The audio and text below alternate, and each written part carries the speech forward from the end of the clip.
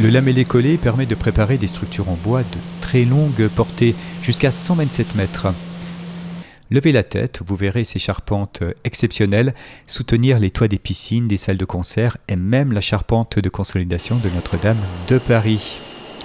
L'entreprise familiale Vesroc conçoit et fabrique ces structures dans son usine de Saulcy-sur-Meurthe depuis 1967.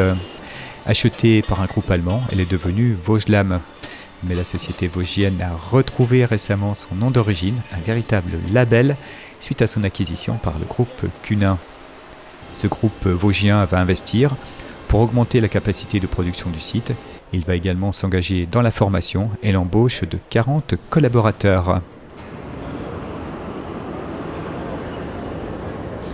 Ce projet de développement passe aussi par la mise en place de partenariats avec les scieurs vosgiens, la R&D et aussi l'aide des collectivités territoriales. David Valence, le président de l'agglomération de Saint-Dié-des-Vosges et vice-président de la région Grand Est, a ainsi rencontré les dirigeants de Vesroc.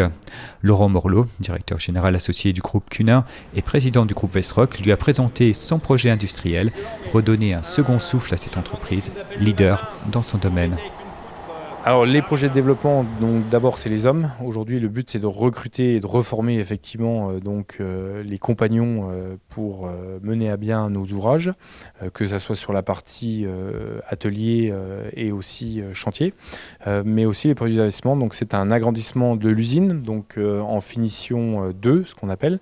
Donc c'est de reconstruire, de doubler effectivement la surface de la finition 2, c'est à peu près 6000 m² dans un premier temps, pour répondre et être plus réactif avec nos clients.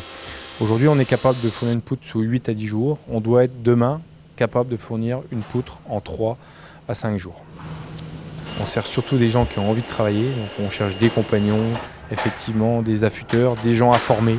On cherche des ingénieurs, des BTS, des UIT. On cherche vraiment tout type de profil, mais vraiment des gens qui ont envie de travailler. Oui, aujourd'hui, effectivement, on a un ingénieur R&D qui a inventé déjà une machine par le passé, la première d'Europe qui fait du taille en 3 dimensions. Le but aussi, c'est un rapprochement avec le CRI de Bois et l'ENSTIB d'Épinal, donc l'école d'ingénieurs, pour effectivement faire de la recherche et développement sur nos futurs métiers et redevenir leader européen des solutions bois.